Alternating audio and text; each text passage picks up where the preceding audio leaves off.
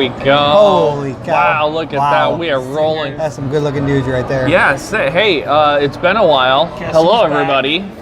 Welcome back to Big Ten Frenemies. I'm your host, Buckeye Drew. I am the Wolverine Steve.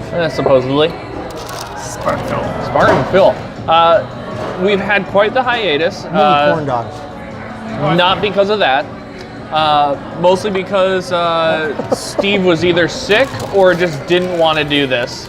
That's not true. Nothing to do with losing to Michigan State. It had nothing to do It also with had losing nothing to to do Michigan with State. me alone. Absolutely I thought this was a group. nothing. It was a group thing. Oh no, the rest of us wanted to do it. Whatever. We all begged and pleaded. Jordan said, "Dude, are you even interested anymore?" Riles was very concerned. I don't believe that's the truth, but It might not be. I don't know. Okay. I may have just made it up. Doesn't But matter. hey, I'll take just it like away. we said, let's reverse in time and go back to a little bit of rivalry. We'll start before this one. We'll talk about how you guys beat us. okay. And I just want to say, although we got our asses whooped, and I did walk up to him the next did. day, and I said, "Congratulations." Good game. I was so happy to see that brawl. That was honestly, cool. because I think it started fueling the rivalry. Again, football still needs to step it up a little bit more, but it's good to see that the basketball rivalry It was very cool. is alive and true. It was very cool. It brought out a part of me that I'm not always proud of. The inner fan might have yelled F Ohio very loudly in Chrysler Center. Ooh. I said Yeah. fuck Harbaugh during the game at least 100 times. Okay. I thought it was my turn. So, Is it really anyone's turn? Do we have a talking stick we're handing around here? No, we just talk. no. Is that what the kids call it these days? Who knows? Well, Andrew, when I was in your basement, you called it a talking stick. Yeah, but I just wanted you to get closer to it. Okay, all right. Get a little spit on it. He's got a little Brutus down All there. right. He's got a little Brutus down there. Oh wow, wow, Brutus. Little Brutus. that's rough. Good start, guys. Yeah, Good start. it's already gotten out of control. Should we end here? Hang on, Sloopy, hang on. Rusty. But so, Michigan did come out victorious in that. Then, Michigan went on to play Michigan State. Phil, tell us a little bit about that. Well, it was a big game. There was a lot of talk about Michigan's deserved accolades for the last couple of years. We've had a couple, 3 straight years where we've crapped the bed in the tournament, which is not what Tom Izzo has done for the first 20 years of his career. That he's made the tournament. So it's been frustrating. And Michigan's just, last year they out-toughed us. It was frustrating. It's a Spartan fan to watch, but this team, like I think I've said earlier in the year, they have a toughness that is different from last year's team. They have some parts that work together better, and even though we lost 2 lottery picks, we're doing great in the NBA.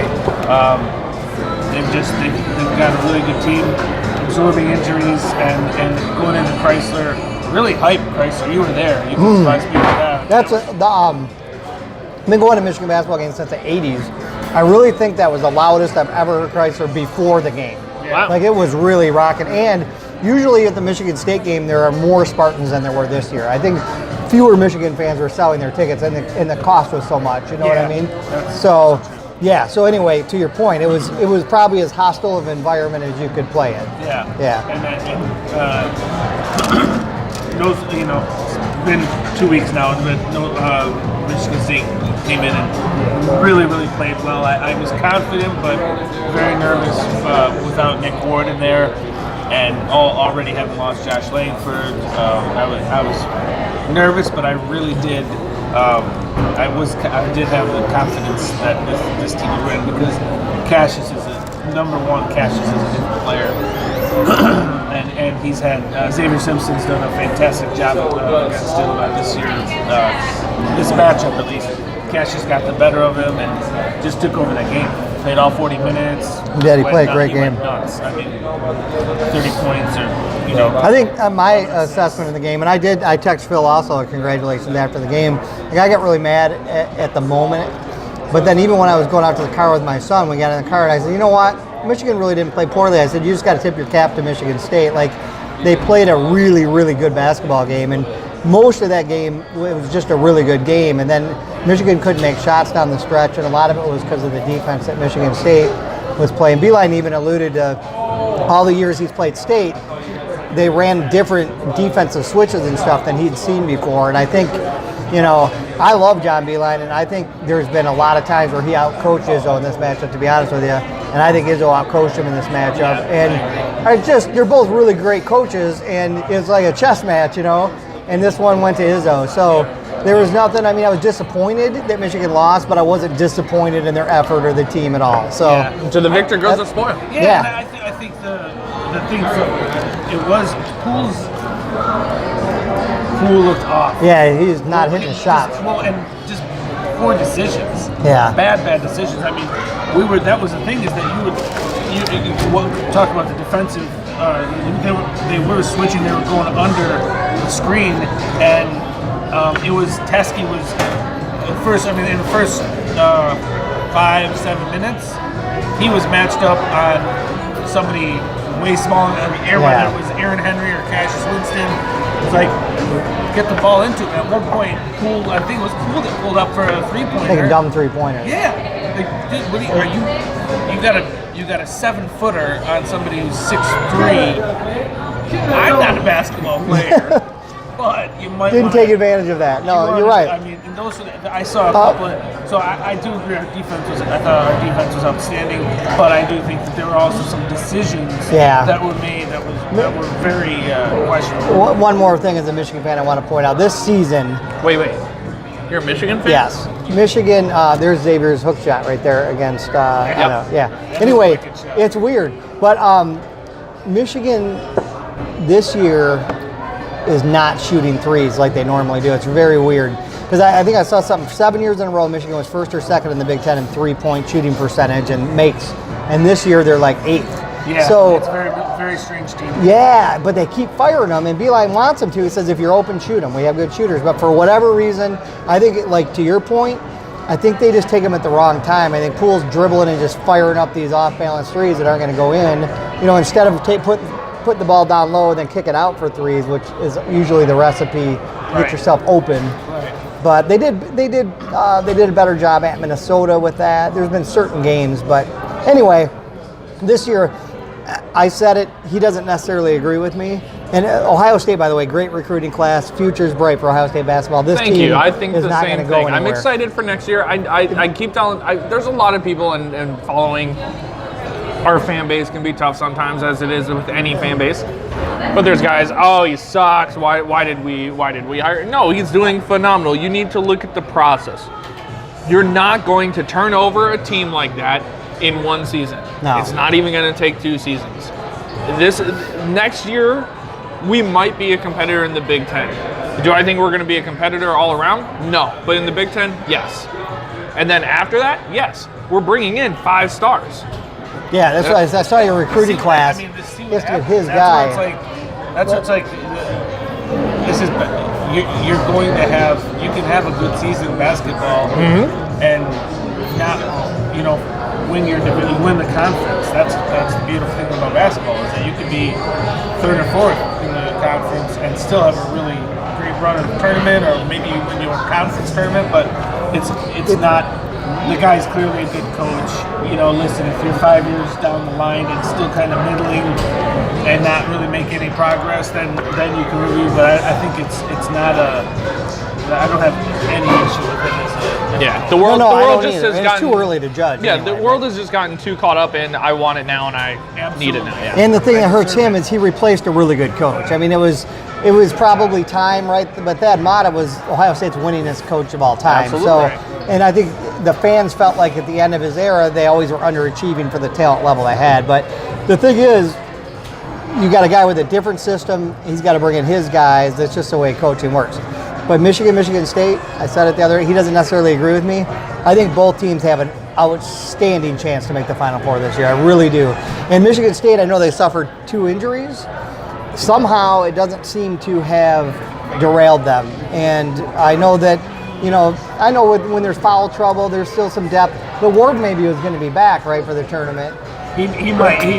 Izzo said that he's definitely not going to be back for tonight's game against Nebraska, but he could be back for the Michigan game or the Postseason. tournament. That's huge. For the conference tournament, that would be very huge. And again, after the Michigan game, there was a lot of talk of, does this team even need Ward? Are they better off without him? They said that without Langford too when you guys were on your run, right? No is the answer, and I get it. Xavier is a little more inside outside. He's not, but he doesn't have the post-up skills, and that was something against the loss against Indiana, where they went on we led the whole game. They go on a run at the end of the game, and there was never anybody to really dump that ball into, calm everyone down, go get buckets or draw foul or both, and that's where Nick Ward completely excels. His low post game is among the best in the country. His footwork is amazing. That's where grabbing a rebound, I really like Xavier Tillman. He had a good game against Michigan, but he's not going to. Right now, he's not Nick Ward's level, and what he brings to the table is different. So, well, and ideally you have both, right? So. Oh yeah. I can't. But it's injury after injury with this team. It's really good. But you're less healthy than last year, but your team is playing better. Right. Somehow. Well, but now we have Kyle. Kyle Arns may not play tonight. I haven't heard the latest, but Kyle Arns is injured his back and has been kind of better than re-injured and better, and he might be out for the season. One more thing on injury bugs though too. Like Charles Matthews got hurt for Michigan, right? He's been out the last couple games. He hurt himself in the first half against Michigan State.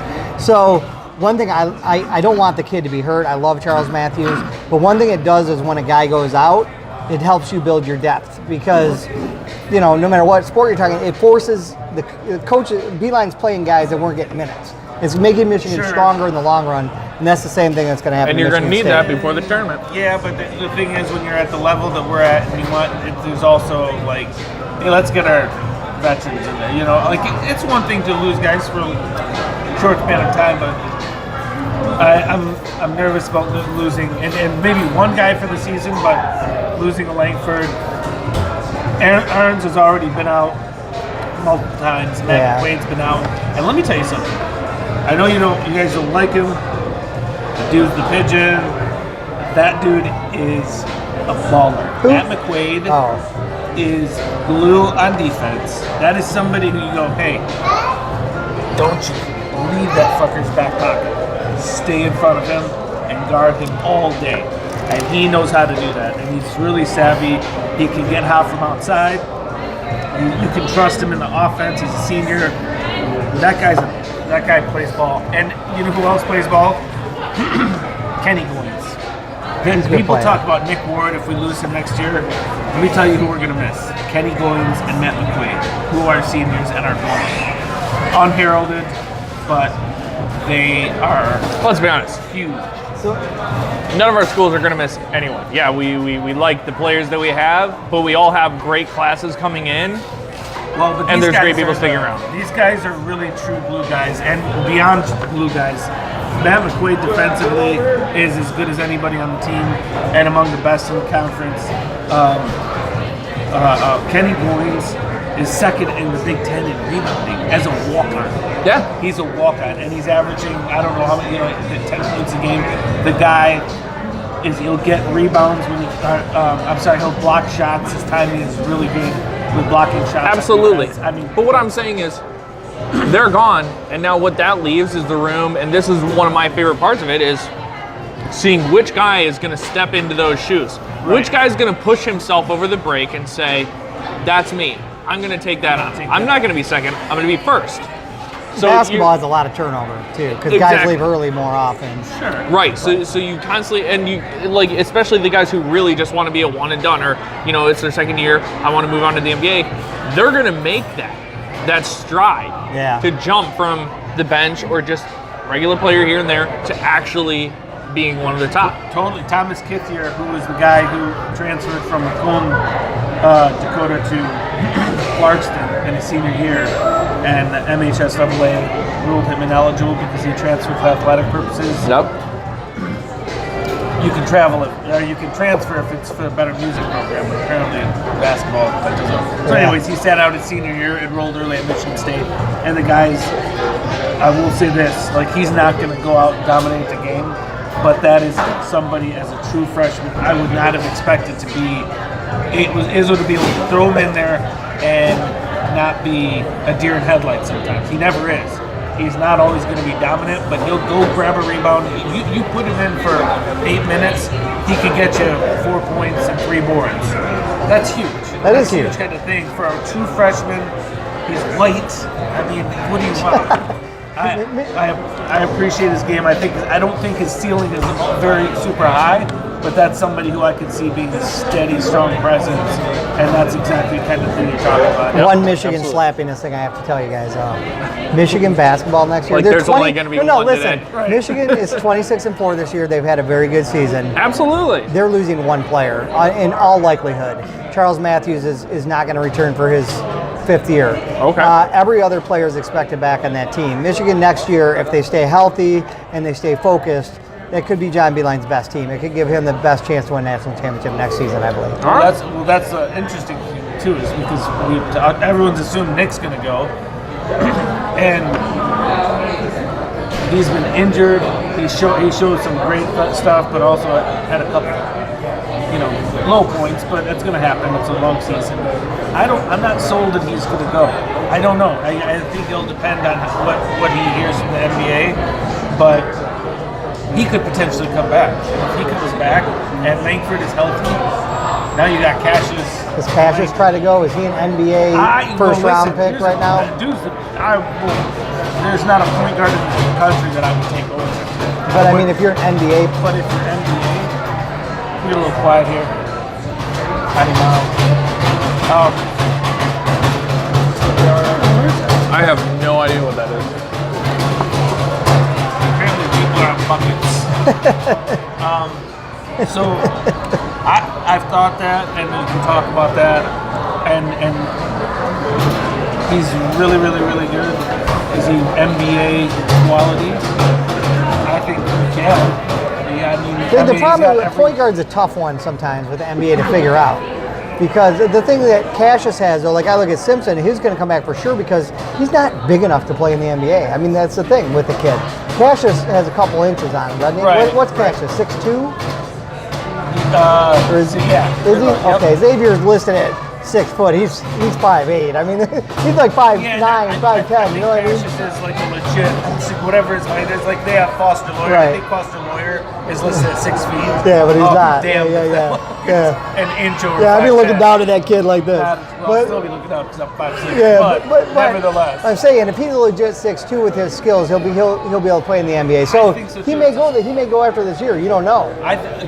If listen, he would be a hell of a pickup for an NBA team. He's the kind of guy.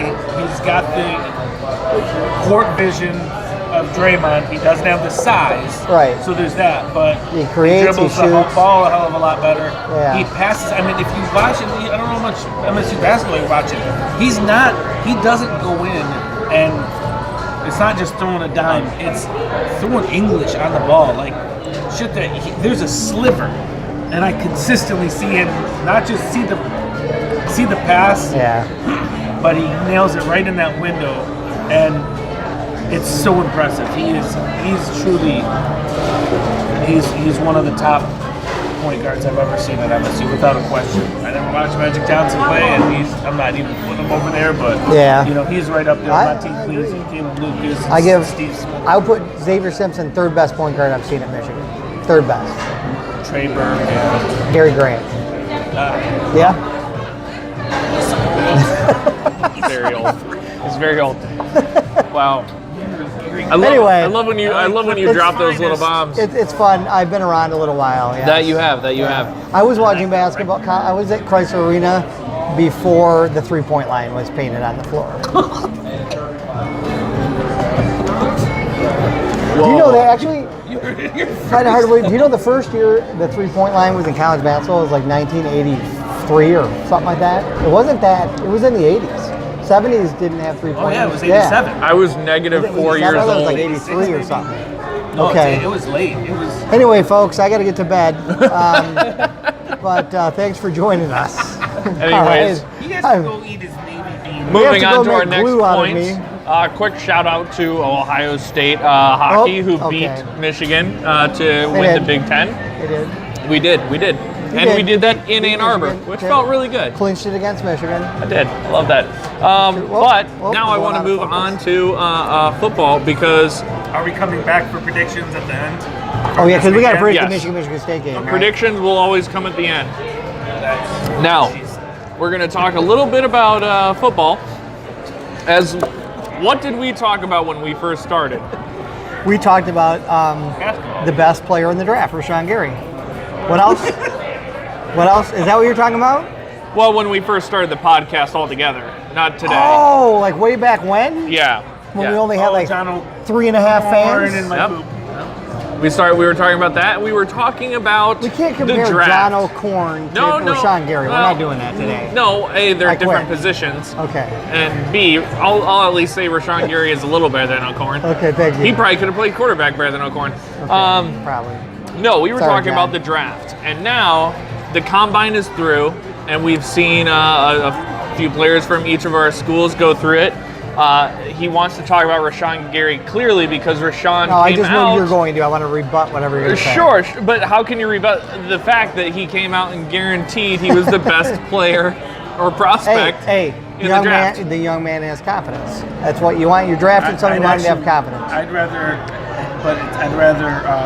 have less mouth and more performance. Right. Yeah. Don't talk about it. Like Because Charles usually- Woodson said it, but he was, right? So that's the difference. Like people say Right. Charles Woodson's the Deion best Sanders. player in the country. Yeah, Right. Yeah. You get to say that if you're back. I wish he wouldn't say it either. And but I'm not taking away from the fact that he's a good player.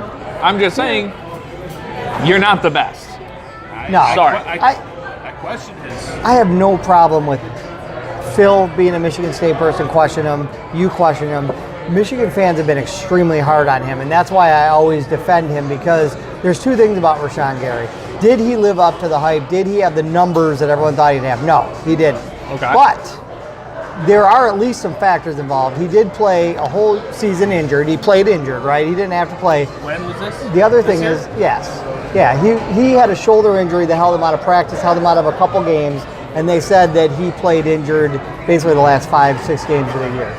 So that's part one, I'm going to say to Rashad. Part two is, he did, if you watch the tape in college, almost every play he was in there, I'm not exaggerating, triple teamed. And I love Chase Winovich. But a huge part of Chase Winovich's success was Rashawn Gary taking on 2 and 3 defenders on every frickin' play. Okay, we're going to disagree there. Because Hurst was the reason that Rashawn Gary could sniff anything his first year. And as a sophomore, Rashawn Gary is injured. I don't know. That's the thing. Honestly, somebody that talks a lot and that has a lot of hype, you know, I just don't know if he's injured. And then you sit out. Excuse me. I don't know that I trust how injured he was, or to say that he was held back the whole year. And I'm not going to even get into Michigan State versus Michigan. I can't stand Chase Winovich. I hate his guts, actually, but I think he's a way better player than Rashawn Gary. I think he's just. But that got said, that Phil, you're an NFL team and you have a first-round pick. Chase You Winovich. would take him in the first round, Who? Chase Winovich. I don't know. Honest to God, it's not fair to for me to I say, wouldn't. because I haven't looked at the whole list of players. I don't know that I would take him in the first round. There's other defensive ends out there. Yeah, I love Chase Winovich, and I'm a Michigan Slappy, and I wouldn't take him in the first round of the draft. Okay, He's so got outstanding motor. And But I would take Rashawn Gary because of his athleticism. I feel like did you it's, see Chase Winovich's performance? yeah, he's very athletic as well. He's sort of back. He ran like a 4.5 and 4 yes, year. he is Blanco, but so did Rashawn Gary. Yeah, he Rashawn ran a what? 4 or 5. Well, 4 or 5, like 5 or something. Rashawn Gary ran like a 4, 5, 8. yeah. They both ran in the 4 or 5s. Him and Chase. Well, Chase was 4 or 5. Bush ran a 4.4. Because did you see who ran fast, actually who set a record for defensive ends. Montez Sweat. Oh, former yeah. Michigan State defensive end. Yeah, I was like- Montez Sweat. 4.42, I think it was, or 4.41. Like, that's 4.41. That's a damn good Yeah. speed for a wide receiver. Yeah. I saw what Paris Campbell. Paris Campbell destroyed it there. Yeah. I mean, not just his speed. Yes, he was the fastest wide receiver this year, not of all time. I'm not saying that for anybody that wants to try to argue that. Just this year with the 4.33 and 4.32. And then he goes on to catch just about anything thrown at him. Yeah. I mean, he proved that he is first-round wide receiver material. Oh, there's not no only question. speed, but he can catch, and he's got the height. His He also- jumping ability, incredible. It also explained to me why Michigan had 3-4-4 defenders that couldn't freaking catch him. And he's 4-3. It's not going to work. It's like, no wonder they chasing him the whole game Yeah. one-on-one. Next time we got a 4-3 guy, you got to zone him, I guess. Yep, All but right. that's not to take away from McLaurin and Dixon, who both performed very well as well. I mean, obviously he was the fastest one, but they were all within the top 6 fastest times Yeah, there. you guys had a lot of that. That team was Now, fucking the one fast. person I that couldn't- scared the living bejesus out of me, and I think he scares the living bejesus out of all of you, doesn't go to any of our schools. DK Metcalf. Oh my God, Yeah. that guy just scary. I Yeah, mean, he's a freak. he looks more like a linebacker than he does a wide receiver. Yeah. What do you run? He ran the second fastest one with a 4.36, I believe. But have you seen pictures of this dude? So it's like freshman year, he comes in and he's like like average, he's muscle, whatever. Yeah. Now He's like me. he is jacked. I mean, like his arms are bigger than my head. We should do that. We should go to the combine next year and see if they'll I let would the love frenemies to do run. that. I would love to do that. Oh, like actually. But I mean, it's scary. Like even after Well, I the got like a combine, like people 7.3, started putting 40. out memes out there where it's just like him and a referee and DK Metcalf, our Yeah. ball, referee, yeah, it's your ball. How big is Metcalf? Like, how much did he weigh? Oh, I think he came in at like 220 or something. He's a great athlete. Yeah. That just goes to show you what a freak Calvin Johnson was, because he was 236. Oh my God. And Yeah. he ran a 4.35. Yeah. Yeah. And he was 6'6". He was a freak. Yeah, this is it's insane. I can't wait to see which team picks him in the first round, because he will go first round. Well, so another thing I did want to say in seeing, I've been watching Montez Sweat because he's obviously he was a former Spartan. He saw what he was doing at the other MSU, Mississippi State, and number one, glad a guy gets his life back together, no matter where it happens. I'm glad he found the right path. But I did want to just throw something out there, and yes, this might be my bias, but I think it's logical, reasonable. Otherwise, I'm going to push it. But this dude, who is going to be a first-round NFL draft pick, talent, got kicked off. D'Antonio dismissed him from the team. And Craig Evans, who is a 4-star defensive tackle, giant dude out of Sun Prairie, Wisconsin. Big, giant nose tackle. Kicked them off the team for a week because they were smoking. They couldn't stay off the week. This is not rapists. This is not somebody beating the shit out of somebody. This is, they couldn't stay off weed. And Craig Evans has said as much in interviews just recently. And I just want, understand that as much as you want to jump on opposing coaches,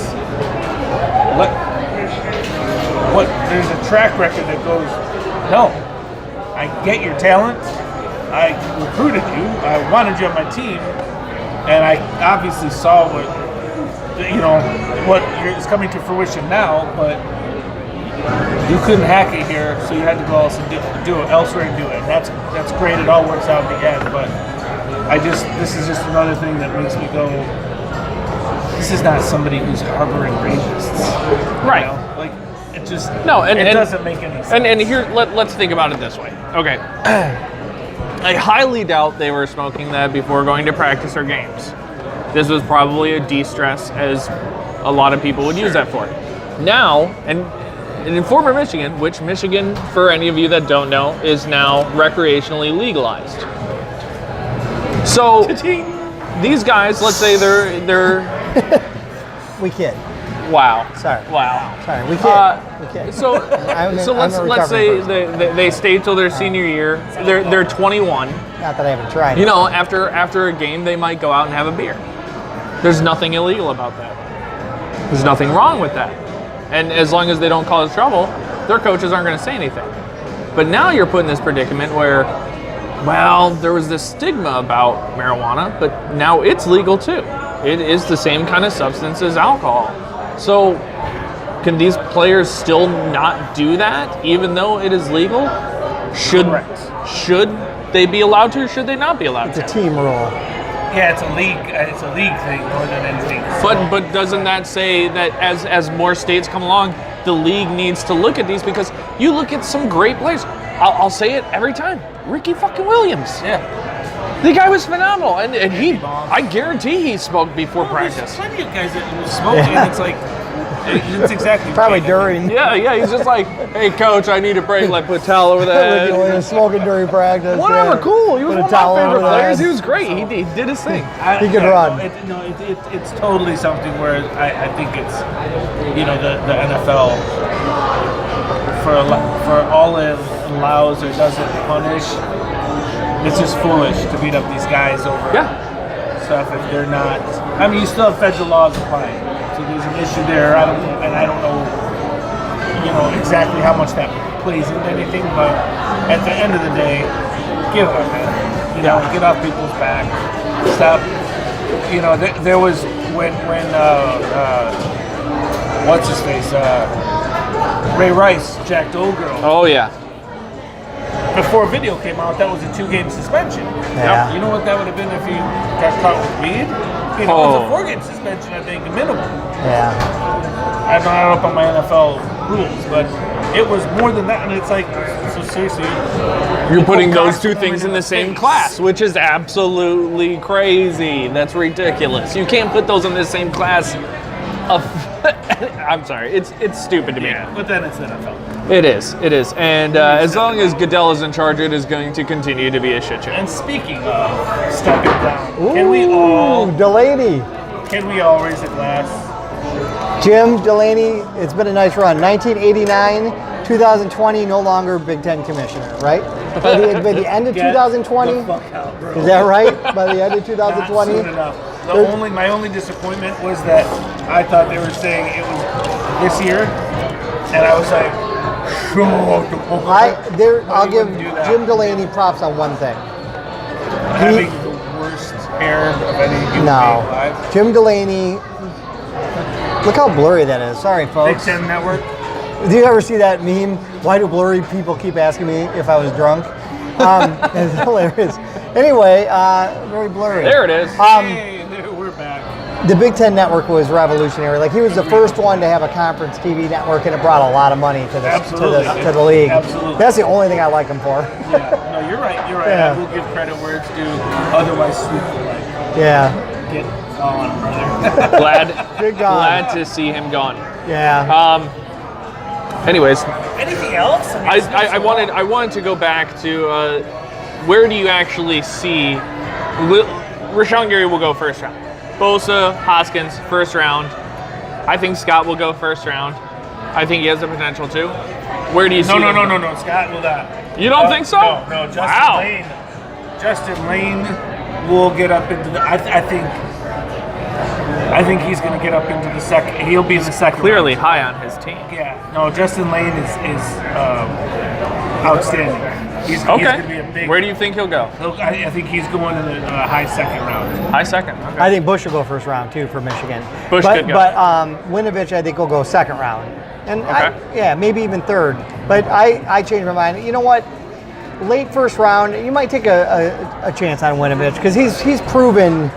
I understand what you say. Like, Chase Winovich proved to be a better football player, really, in his career than Gary did. Well, that's what I want. I mean, but they, you know how the NFL is, man. They look at the intangibles, the running, jumping, strength. they do, but that's the thing that just kills me. That people fall so head over heels in love for potential when it's like I'd rather have a guy that I don't have to light a fire in his ass. Johnny Manziel Is like has so much potential, He just got kicked out of the CFL. Thank God, because I hate that man. Chase Winovich would have never set out the game. No, you know what? It actually came out. Chase Winovich played the Ohio State game with ligament removed from the bone of his thumb. The ligament from his thumb came off the bone, they said. You know, Rodney Lott once had his finger chopped off so that he could play in the game. No. Wow. He said, to repair it, you're going to be out. He was like, just cut it off. That's insane. True story. These guys play above pain that we don't even understand. That's true. That is true. Well, I could definitely see I was Bush proud of going. myself. I worked. I was proud of myself. I worked through lunch and I had a headache. You know what I mean? That's true. Wow. That's true. Where's Wow. the eccentric? Yep. Ezekiel Elliott in the Michigan State game that we lost to you in, I think it was 2015. Yeah. Yep. We didn't use him a lot. He was playing with a broken foot. He may have been high though. Can we at Fractured. least admit that? No, I'm just kidding. Ricky Williams. He might have taken a toke. No. Sure, fine. I don't care. You do you. I'm in full support of being yourself, man. It's funny. I just read a story about Cassius Winston. There was a big long article in the Free Press about it, and the same thing happened when he was in high school. He thought he sprained his foot, but ended up playing on it.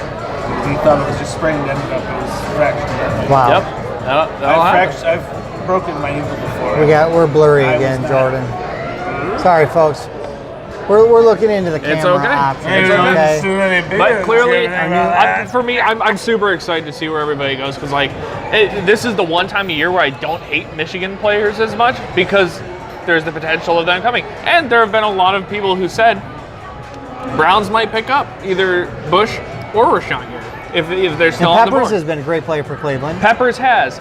And I'm sorry, I have to tell this quick story Ask because Blair, he's a Brown fan. Yeah. Jabril Pepper's been great. Yeah, Last absolutely. year he was He's second great. in the AFC in whatever that safety rating was. yeah, he's Right, done he made great for huge us. plays in the playoffs. He's definitely been good. He's on the cusp of being a Pro Bowl type player. Absolutely. But is.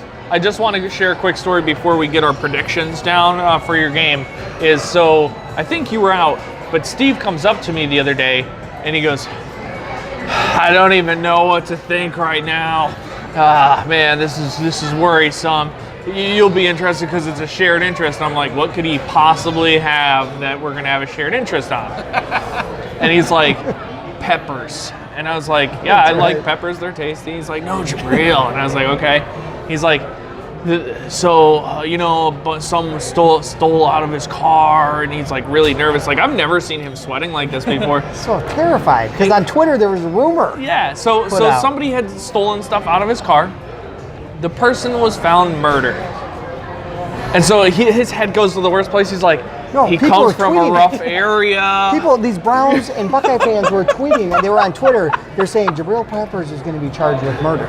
Yeah. It's like, well, wait, how do you know he's going to be charged? Well, what's the deal? Then finally, the next day, his attorney came out and said a woman had broken into his car the week before, or a couple weeks before, and that woman now has turned up dead. And so the police had asked if they could talk to him to see if he knew anything about her background. They have arrested the person that apparently murdered her. He has no connection. But there was a rumor put out on Twitter, so I was freaked out. Breaking into a car, I mean, Right. maybe. Well, and what I explained to him, I was like, listen, I could go there. I could go there with Don't my steal from first thought Jabril. too. I could say, Don't do that. I could say, yeah. You look at his background. Maybe he had one of his friends do it. But let's look at it in a more sound circumstance. If this person is breaking into cars and cheating in that kind of lifestyle, don't you think they could have pissed